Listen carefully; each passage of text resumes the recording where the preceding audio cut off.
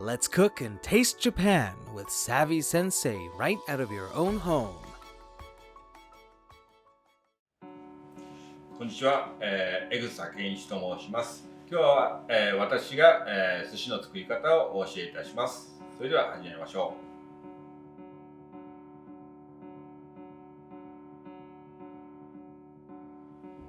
それでは今からマグロの解凍の仕方をお教えします。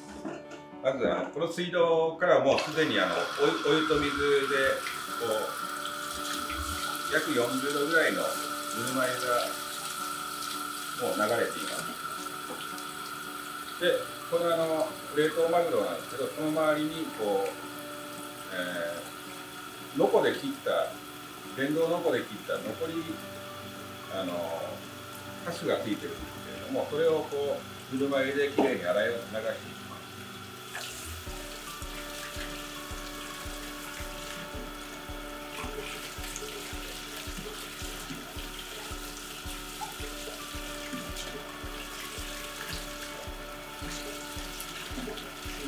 各面をきれいに洗い流す。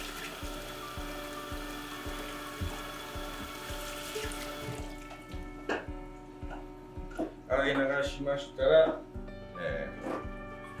れリードペーパーで2枚で、この上にでくるいます。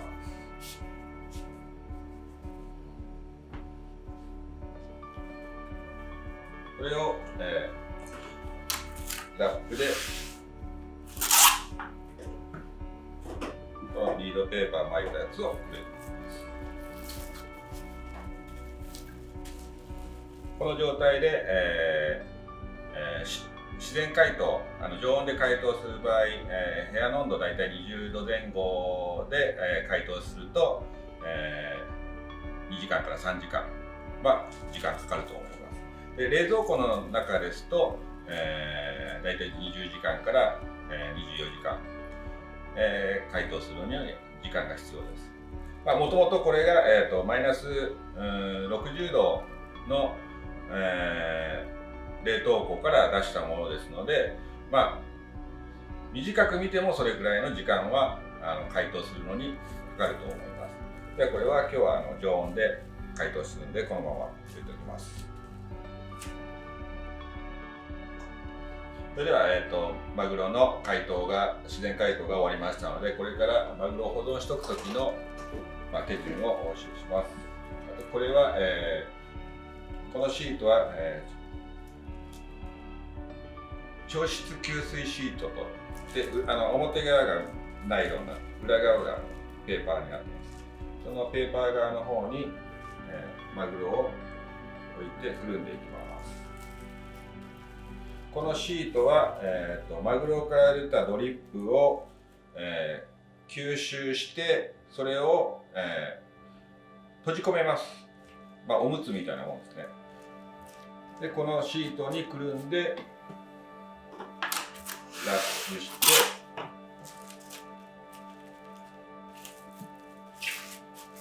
これで使用する時まで、冷蔵庫の中に保管しておきます。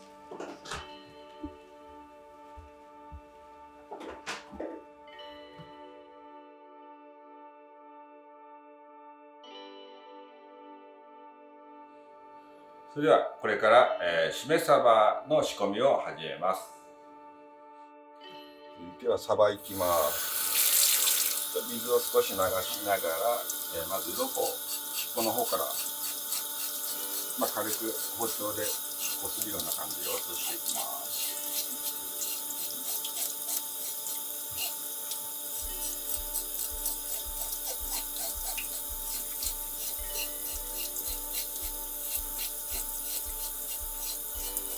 で、次に頭を落とします。頭はこの腹びれのところから斜めに包丁で、ヒレのところから繰り返して反対側もこれで頭を落とし、続いて腹の内臓を出していく。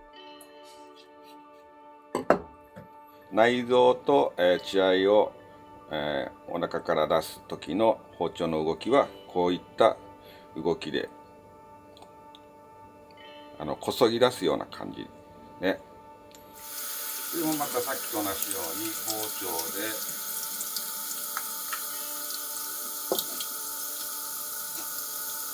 こそぎ出す。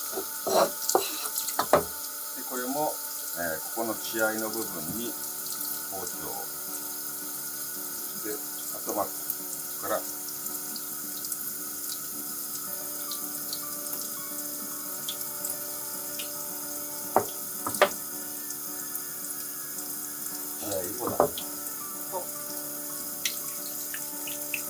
水でよく血合いを洗って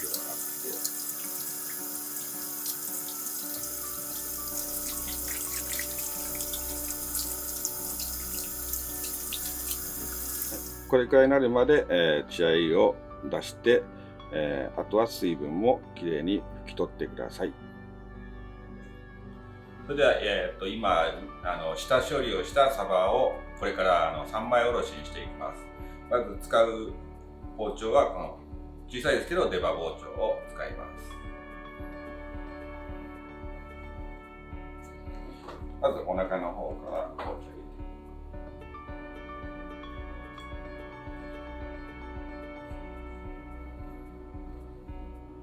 て次は背ですね。なるべく何回も包丁入れないで1回2回ぐらいで終わらせます。これで切り離します。これ半ですね。でもう半今度は背の方。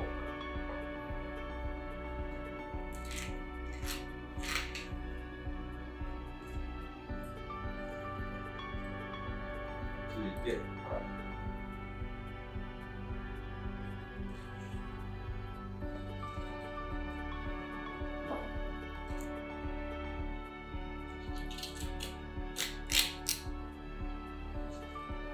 で3枚おろしが終わりました。続いて、ボンザルとバットを用意していただいて、この上に先ほどおろしたサバを並べてい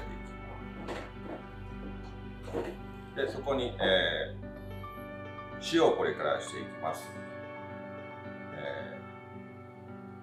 こちらには文字を使うようにしています。ここれは200g ぐらい測ってあるんですけれども、これをこのサバ全体に手で振っていきます。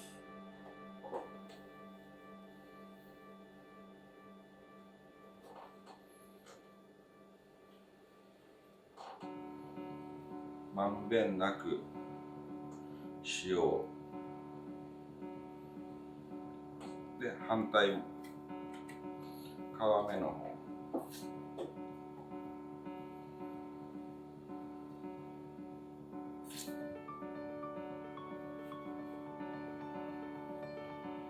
サバの水分を抜くのと、臭みを抜いていきます。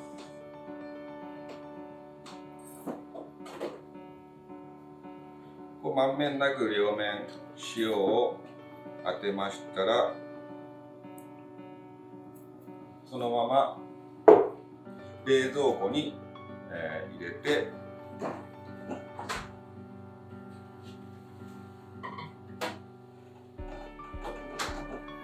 だいたい塩が90分タイマーセットしてくれます。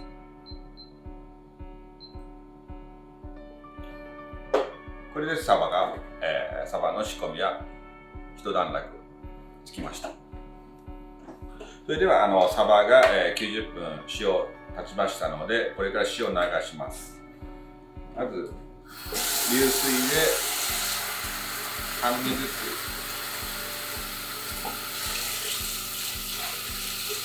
きれいに塩を洗い流してください。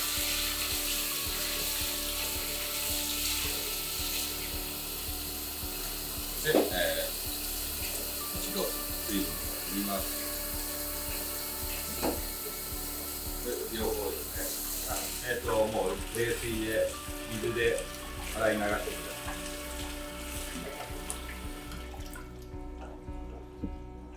でこれの、タオルで水分を拭きます。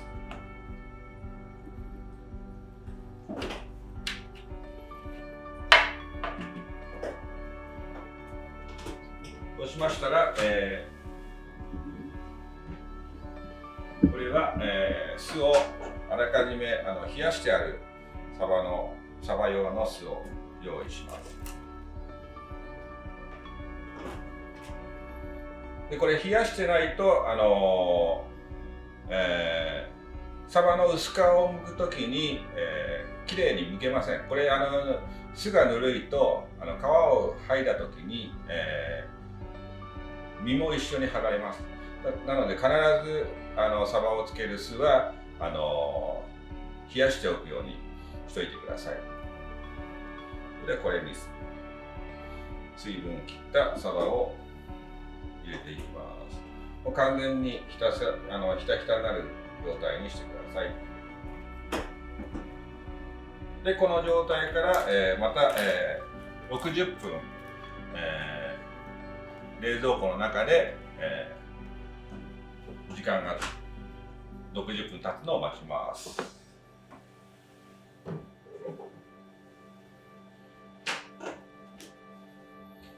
それではサバが1時間酢につけて1時間経ちましたので、この酢から揚げていきます。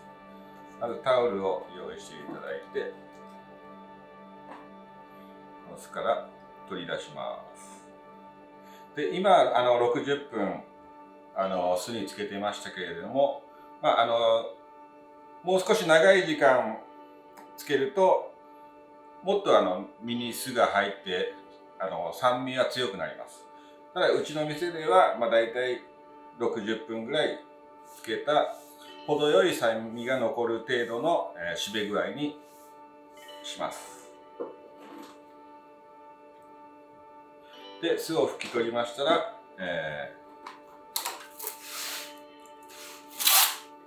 ラップにくるみます。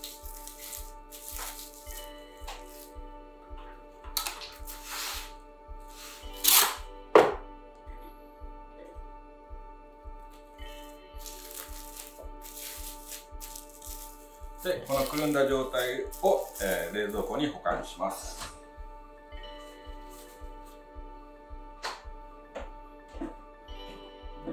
ここまでで、サバの仕込みは終わります。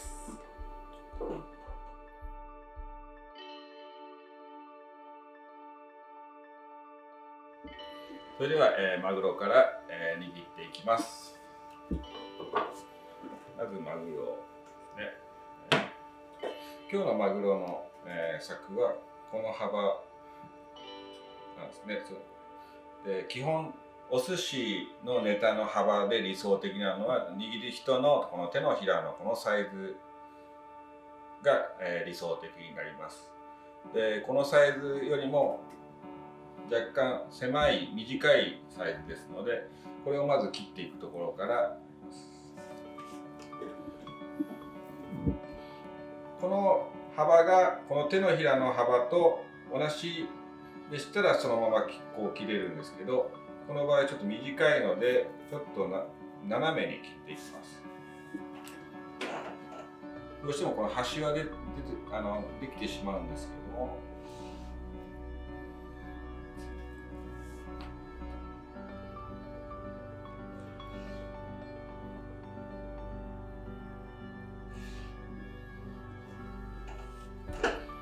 大体これがこの手のひらのサイズになるような感じでネタはなるべく切るようにします。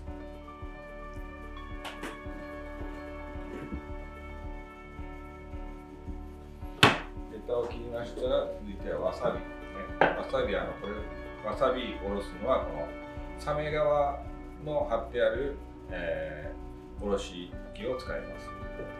わさびはおろすときは円を描くようにおろします。円を描くのはくずが出にくいこのわさびをこう縦にこう下ろすとくずが出やすいんですけども、円を描くようにすると滑らかに、くずが少ないわさびがすりおろせる。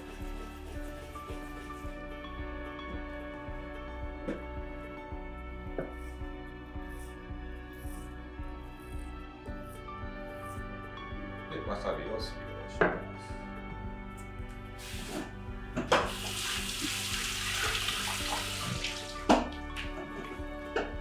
ではシャリを合わせてみます。こちら手水ですね。水が入ってます。でこの、切ったネタをまず左手に手のひらにシャリを、この時に手のひらにビタッとつけてるとこうあったかくなるんで、少しこう親指と人差し指で浮かすつまむような感じで持ってでシャリをまず、1貫分のこのサイズの大きさをくるくる手のひらに丸めていきます。丸まったところで今度右手の人差し指でわさびを取ります。で取ったわさびをネタにつけます。で先ほど、丸めたシャリをのっけます。でここで、右手の人差し指と親指でつまんだ状態にします。そこで、左手の親指をこのようなちょっとこうくぼみをつけるような状態でしょう。くぼみをつけるような状態にしたところで右手の人差し指でそれをひっくり返して、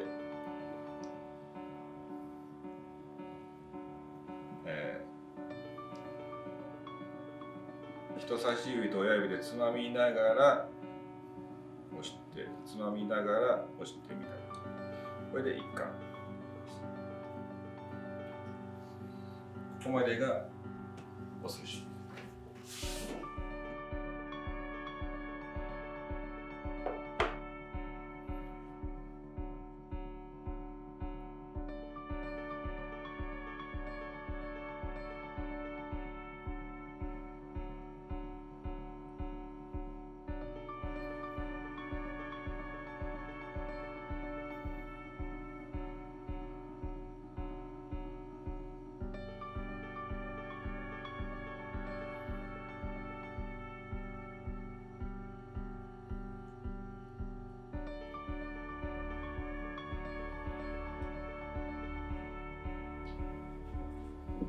それでは続いて、松皮ガレーを切ります。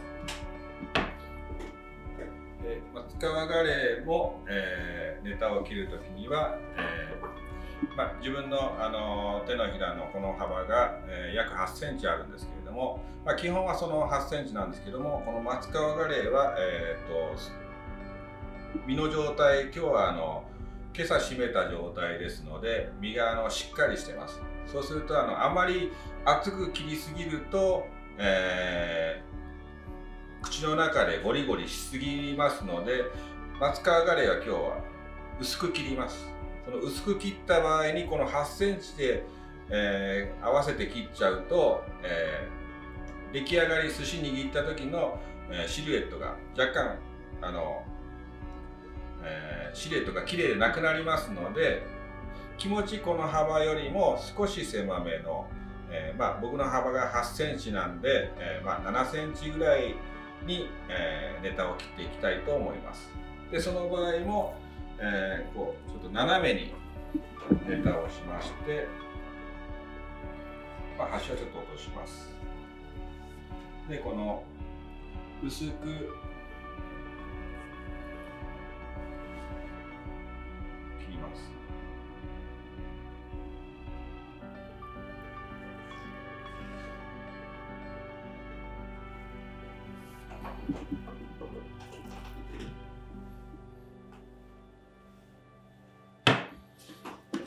ではまた握ります。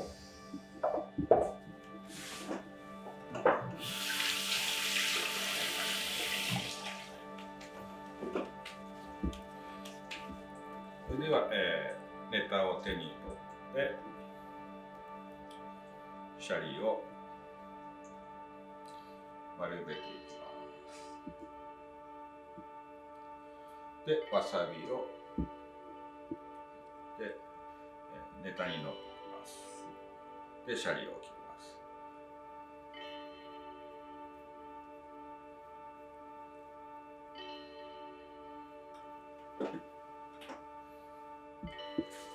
で、今日は、先ほども言いましたけれども、ちょっと身がしっかりコリコリしている状態ですので、そういった場合はうちでは、これ、すだちですね。すだちとこうお塩で味をつけます。まずすだちを少しで、お塩を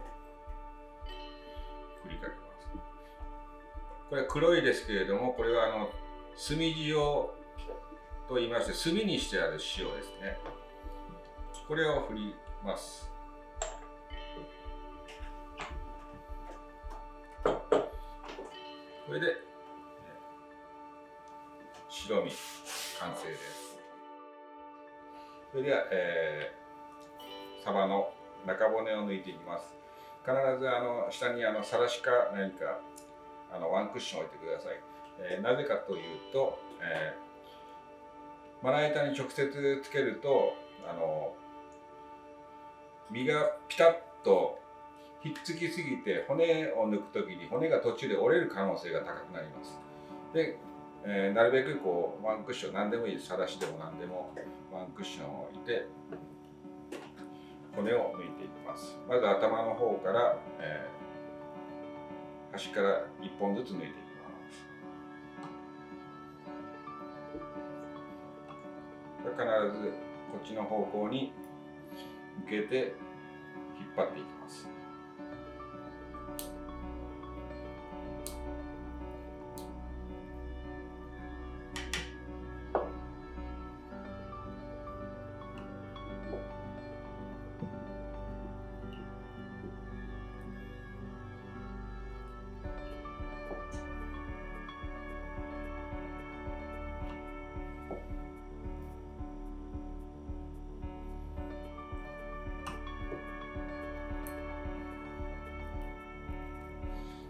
これで骨抜きが完成です。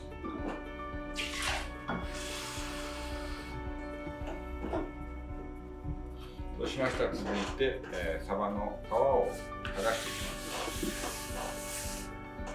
頭の方の端から爪で取ります。で、先ほど酢を冷やしておくって言いましたけれども、この皮を剥くときに温かいぬるい酢でやるとこの皮にこの身がひっついてきます。そうすると剥がした時にボロボロに表面がなります。でもさっき冷やしてた酢につけたのでこう剥がすときれいに身が剥がれていきます。皮だけ剥がれていきます。この状態ですね。そうしましたらこれを切っていきます。頭の方からこう切る場合と、反対にして尻尾の方からこう切る場合とあるんですけど、今日は頭の方から切っていきたいと思います。まずこの端を外します。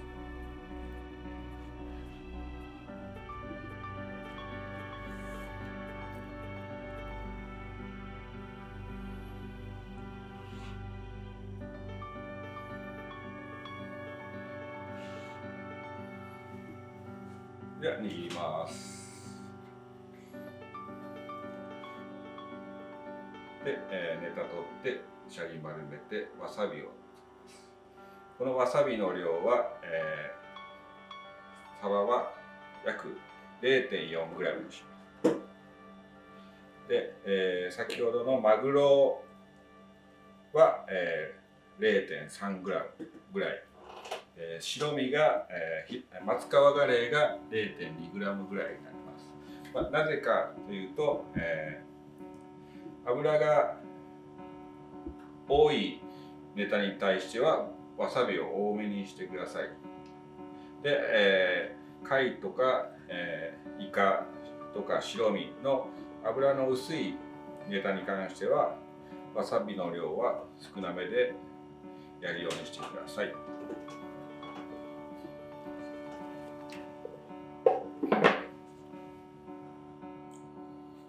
それでは続いては、イクラの方をいきたいと思います。まずイクラの場合は軍艦巻き、いわゆる海苔を使った軍艦巻きにします。まずその順番としては、シャリ台を作ります。シャリ台っていうのは軍艦を巻く前のシャリの台ですね。で、だいたい約、15g ぐらいのシャリを握ります。そこに、0.3g ぐらいのわさびですね。続いて、海苔はこの長さが、17センチぐらい、こちらが3センチぐらいの海苔を、奥側からつけて、で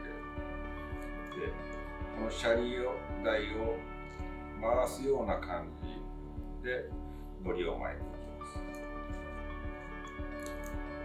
これで一つか。そちらに、スプーンでイクラを入れます。だいたいこのスプーンで入れるイクラの量はだいたい 10g ぐらい。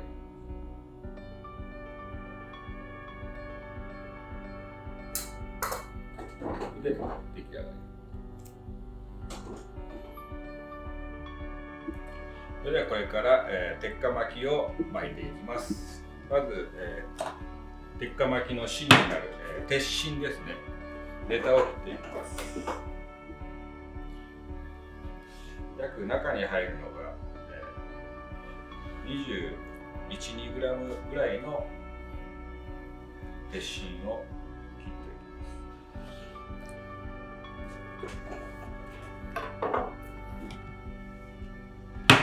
す。で、続いて、これは巻きすですね。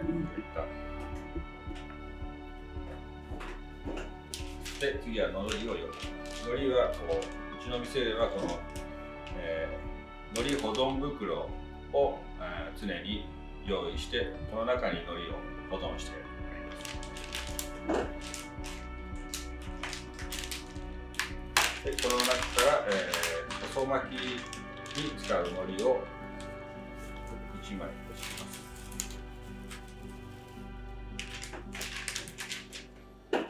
で、これはこれはだと細巻きにならないので、これ半分に。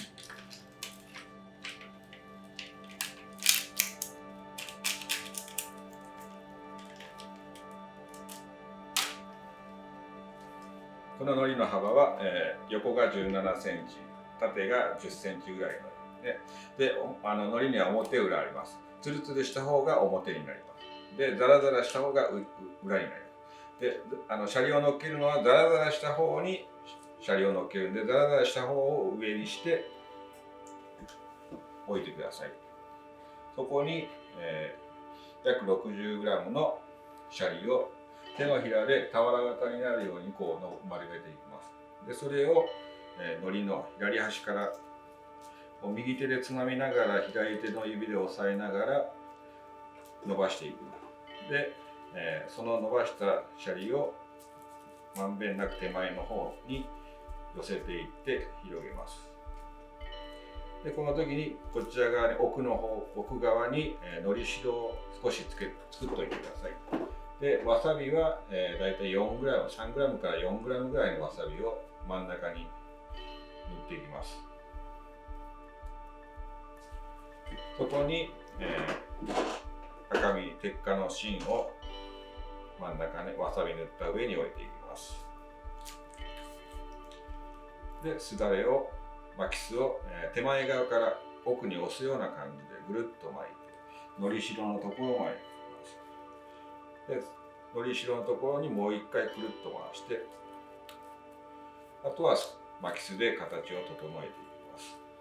これで完成です。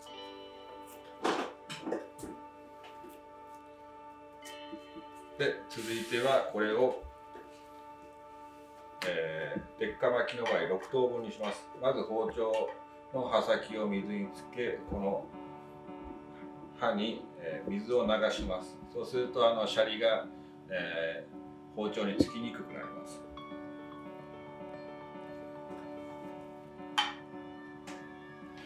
で真ん中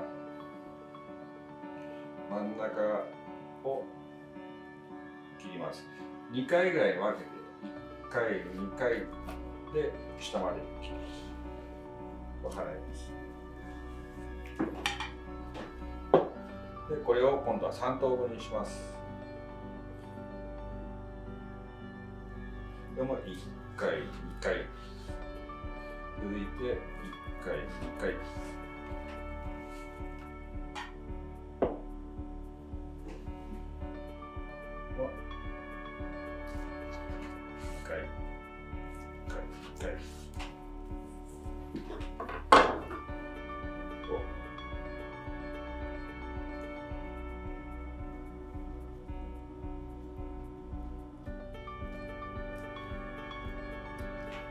で完成。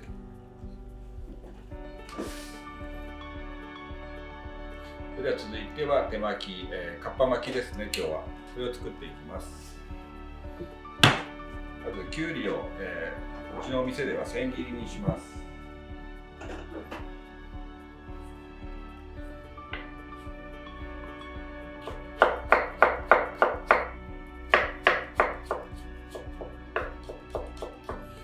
きゅうりの量は約 15g ぐらいのきゅうりが必要になるかと思います。でまず切っておいておきます。続いて、手巻き用の海苔ですね。手巻き用の海苔、手巻き用の海苔もこの保存袋に保存しているんですけれども、この保存袋に、保存する理由としては、まず、光によって、変色するのを防ぐ。それとあと湿度とかそういうものを、守るのにアルミの袋に入れてます。でこの海苔も、手巻き1本巻くのにこの半分。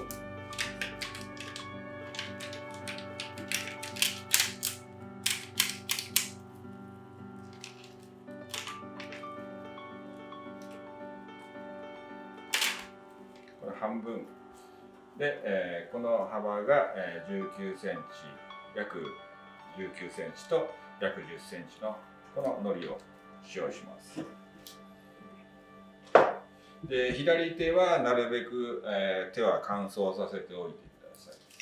そうしないと海苔をこう持っていくので、海苔がしけちゃいますので、左手は、乾燥させておいて、で、海苔を左手に置きまして、手水をつけてあげます。右手に。でシャリを、用意します。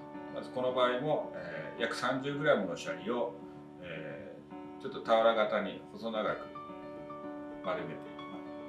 これを、海苔の上に置いていきます。でこれを少し広げていきます。この状態に、約、2g のわさびですね。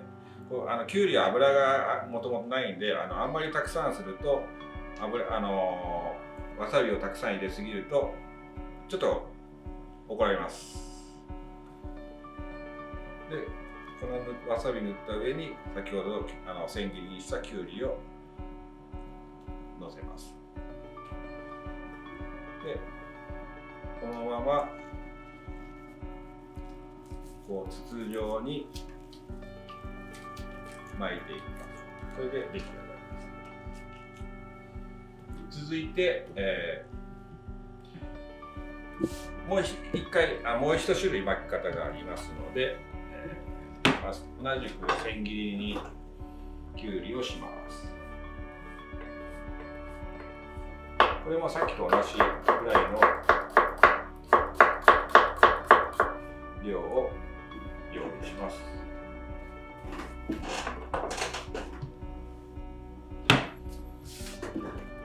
で、左手はなるべく乾かして、で、海苔を同じく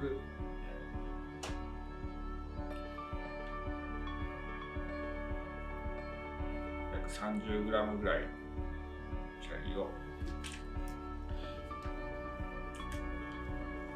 上の方を広く、下の方を手巻くに入れます。で、同じくここに、わさびを約 2g で、きゅうりをで、この時巻くのはこの手前を先に巻きます。下の部分ですね。下の部分を先に閉じます。ここからで、この状態、この三角ですね。これ一般的な手巻きの形です。でこれで